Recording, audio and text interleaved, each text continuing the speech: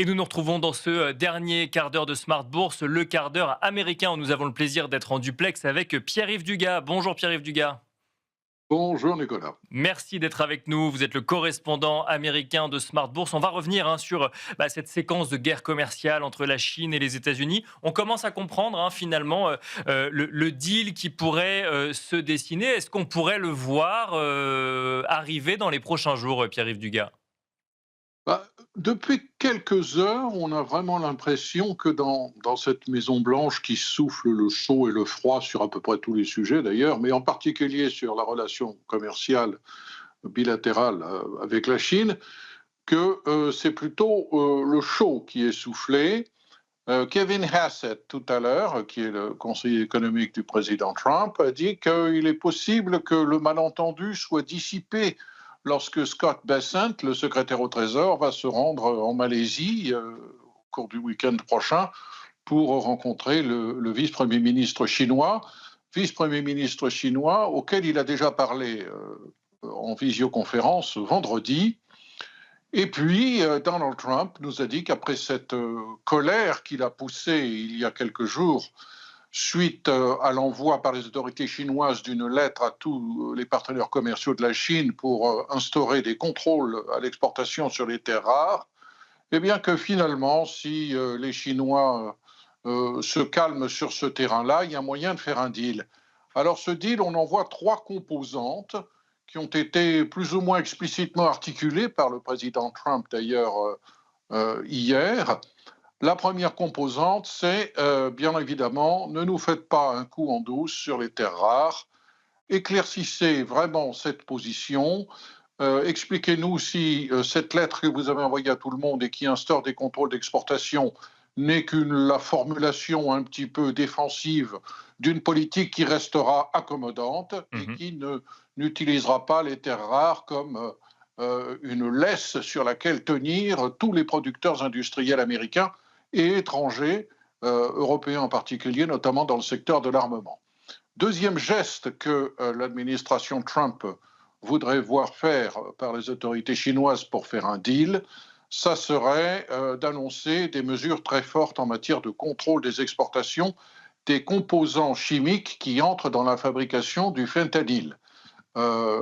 Ces composants sont exportés par la Chine à destination du Mexique en particulier, mais d'autres pays d'Amérique latine, et ils ont provoqué une colère, il y a déjà, ça remonte au mois de janvier, par le président Trump, qui a imposé 20% de ces surtaxes à la Chine en raison de cette pratique chinoise. Il voudrait que l'on punisse bien davantage les fabricants de ces produits chimiques.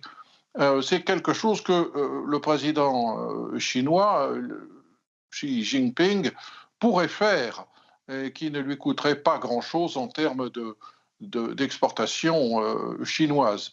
Et puis, il y a le dernier geste qui politiquement serait très important pour la Maison-Blanche, ce serait l'annonce par la Chine d'achats importants de denrées agricoles américaines et en particulier de soja.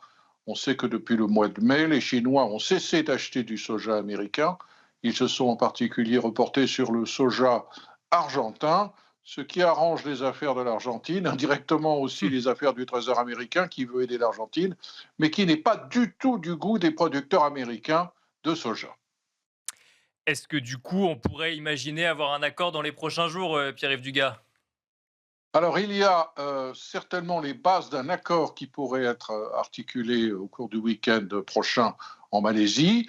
Et puis, il y a cette grande rencontre que l'on prévoit plus tard en Corée du Sud entre le président Trump et le président chinois, rencontre qui pourrait, sommet, qui pourrait être l'occasion d'annonces fracassantes. Mais on sent que Donald Trump a envie de faire des deals. Il a envie de faire des deals, même si les deals ne sont pas toujours ficelés, même si les deals sont un peu bancals. Il suffit qu'il décide que l'accord à minima ressemble à un deal pour qu'il le baptise en tant que tel, quel que soit par ailleurs ce que le pays avec lequel il négocie décide de l'appeler. On l'a vu par exemple sur le Vietnam, on l'a vu sur le Royaume-Uni. Si Donald Trump décide qu'il y a un deal, on va appeler ça un deal et les Chinois l'appelleront comme on voudra, mais il pourra le vendre à l'opinion américaine en tant que tel. N'oublions pas, Pierre-Yves Dugas, qu'on est toujours dans une situation de shutdown aux États-Unis. Ça fait plus de 20 jours à présent et il ne semble pas y avoir de solution en vue pour le moment. Alors, là encore, Kevin Hassett, il y a quelques minutes, le conseiller économique du président Trump, nous a dit, je pense que nous allons trouver une solution cette semaine. Alors, on a un petit peu cuisiné et il a dit, il faut que quelques sénateurs démocrates décident de franchir le pas, de tourner le dos à leur leader et de voter avec les républicains au Sénat pour que ce shutdown soit levé et que l'on entame des négociations sur le fond, sur ce sujet qui importe énormément aux démocrates et qu'ils ont choisi comme ligne rouge absolue pour prendre en otage toute la fonction publique américaine, à savoir les incitations fiscales et les subventions qui sont accordées à plus de 20 millions d'Américains pour qu'ils accèdent à une assurance maladie. Kevin Hassett peut-être a fait un peu de wishful thinking, c'est la méthode Coué.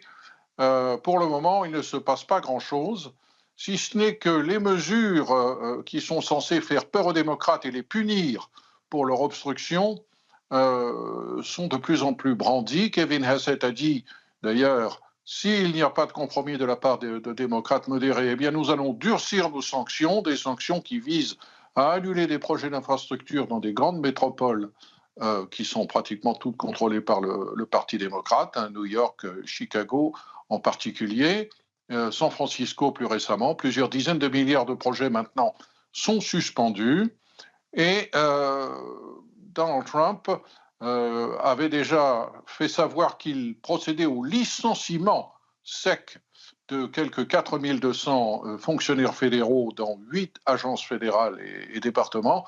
Malheureusement pour lui et heureusement pour ses fonctionnaires, cette décision a été suspendue par un juge de San Francisco et pour l'instant, tout est gelé sur ce créneau-là des sanctions que Donald Trump affirme vouloir imposer aux méchants démocrates. Est-ce que des républicains ou des démocrates, l'un ou l'autre des bords politiques, a réussi son pari, Pierre-Yves Dugas, rapidement? Non, le pari démocrate de soulever l'opinion sur la question de la subvention à l'assurance maladie n'a pas véritablement réussi, mais les républicains n'ont pas non plus réussi à faire porter le chapeau aux démocrates. Et il va falloir tout de même, nous sommes au 20e jour de cette confrontation, que l'on trouve une solution. Merci Pierre-Yves Dugas de nous avoir accompagnés dans le quart d'heure américain de Smart Bourse. Je rappelle que vous êtes le correspondant américain de Smart Bourse. Merci à toutes et tous de nous avoir suivis dans ce nouveau numéro de Smart Bourse, hein, que vous pouvez retrouver tous les jours en direct de 17h à 18h sur Bismart for Change, que vous pouvez également retrouver en direct sur les réseaux de Bismart for Change et notamment sur le compte LinkedIn de Bismart for Change. Vous pouvez bien sûr retrouver cette émission en replay sur bismart.fr, en pastille sur les réseaux sociaux et bien sûr en podcast sur toutes les plateformes de podcast. Et je vous dis à demain pour un nouveau numéro de Smart Bourse.